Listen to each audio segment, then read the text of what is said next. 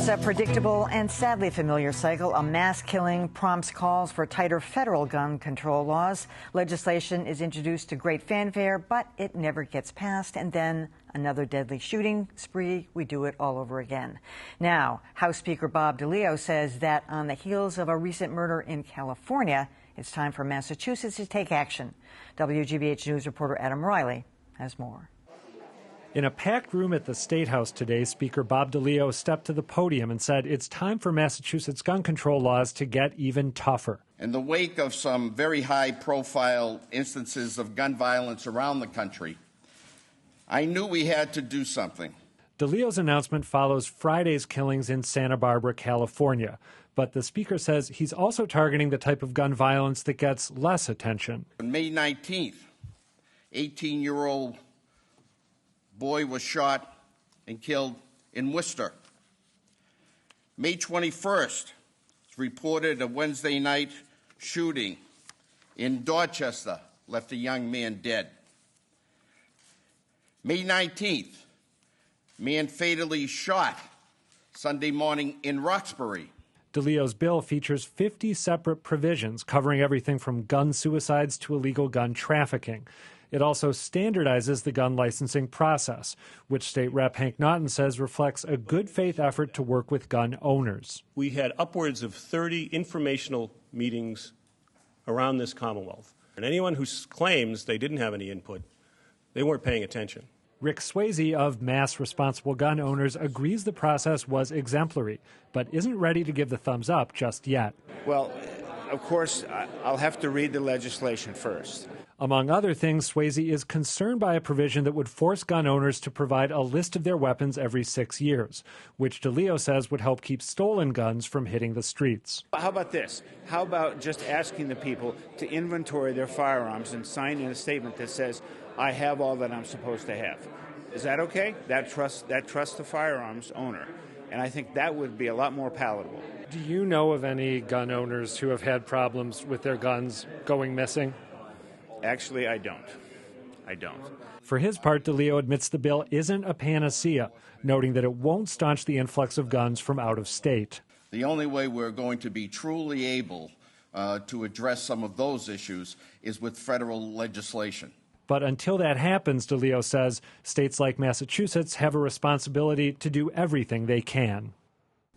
DeLeo's bill would lead to increased tracking of the guns that are used to commit crimes here in Massachusetts. And Emily, down the road, that could lead to new strategies for preventing the flow of guns, illegal or otherwise, from surrounding states into Massachusetts.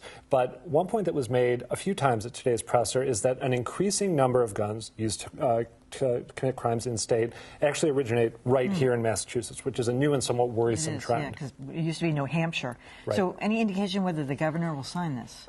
Speaker DeLeo was asked about whether the governor was familiar with the details of the bill today, and he gave a somewhat evasive answer. He said he believes the governor is broadly supportive of the aims of the legislation, that it would be a nice sort of consummation of the governor's time in the corner office to sign this into law, but that currently the governor does not seem to be aware of all the details of the bill itself. Stand by for that. All right, well, if you're headed in or out of Boston on the Mass Pike, you can't miss it. For 19 years, a massive billboard near Fenway Park has been tallying the number of people killed by guns. As of this afternoon, the sign pegged the number of shooting deaths since the 2012 Sandy Hook massacre at more than 46,000. Now, though, the sign's days are numbered. Here to discuss that and the gun bill making its way through Beacon Hill is real estate developer John Rosenthal. He's the founder of Stop Handgun Violence, which sponsors the billboards. Welcome back to Greater Boston, John. Thanks, Em. What are we going to do without this billboard? I think we're going to find a new location for this bet you billboard. are. I can't imagine Boston without this billboard. No. And a lot of kids who are 20 years old have never known Boston without this billboard. So how many different ones have you had? We've changed it about every year and a half since 1995. And in 1995, 106 Americans died every single day from guns. Today it's 83 still.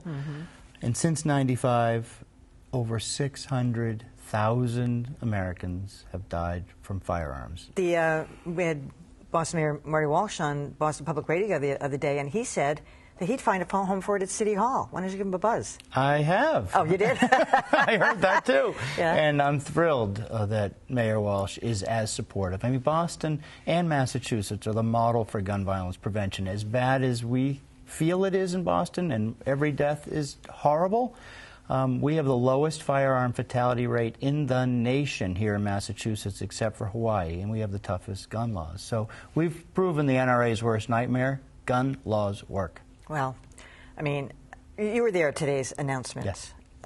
And shooting deaths have gone down somewhat here in the state of Massachusetts, but it's still everywhere. It's still rampant. It's still everywhere. I mean, how can you say that gun laws work? You know, I mean, there are gun laws everywhere, but you see what happened in California. I mean, you know, people want to get guns and shoot people. They're going to do it. Well, since 1994, between 1994 and 2011, we've seen a 40% reduction in injuries and deaths from guns in the Commonwealth.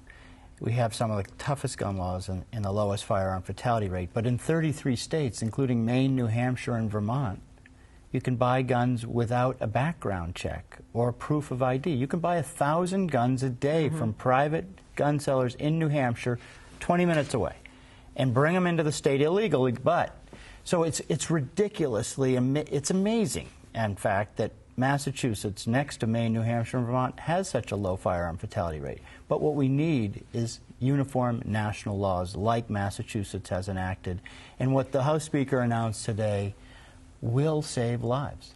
I'm sure you heard this over the weekend because it kind of went viral, but the father of one of the shooting victims out in California in Santa Barbara over the weekend addressed specifically the NRA. This is what Christopher Ross Michaels Martinez had to say.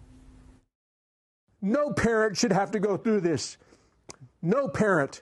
To have a kid die because in this kind of a situation, what has changed? Have we learned nothing? These things are going to continue until somebody does something. So where the hell is the leadership? And the NRA is what he said specifically.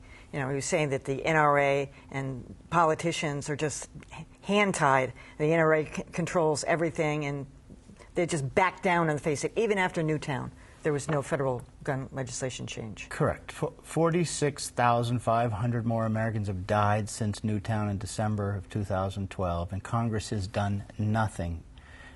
And you're always going to have special interest groups like the NRA, but all of their funding comes from the gun industry. And the gun industry has not only been given absolute immunity from lawsuits, there's no regulations. There are regulations on toy guns and teddy bears, but not on real guns that will result in 83 dead today. This is about a lack of leadership in Congress, and this is about the Republican Party being owned and the Democrats being intimidated into submission such that there isn't even a background check in 33 states. Imagine if hamburgers caused 83 deaths a day. Do you think that we'd be regulating the meat packers? This is about money, and this is about special interest money buying our democracy. And until the public stands up and says no, well, get used to more massacres. I don't know if you heard what Joe the plumber, the guy who surfaced in 2008, you know, during the Romney campaign, whichever it was, the Republican campaign, and, you know, he said today that no, your dead kids aren't going to trump my constitutional amendments, my constitutional rights. Well, I'm a gun owner, and Massachusetts gun laws do not create an undue, you know, they're not onerous to gun owners. They simply require responsibility for gun owners to lock their guns, gun dealers to operate out of stores versus backpacks, gun manufacturers to make a safer product, and law enforcement to enforce the laws. What we need is Congress just to replicate what Massachusetts has done. You'll turn the 40,000 gun deaths a year into a fraction without banning guns. All right, John Rosenthal, always a pleasure to have you here. Thanks, Emily.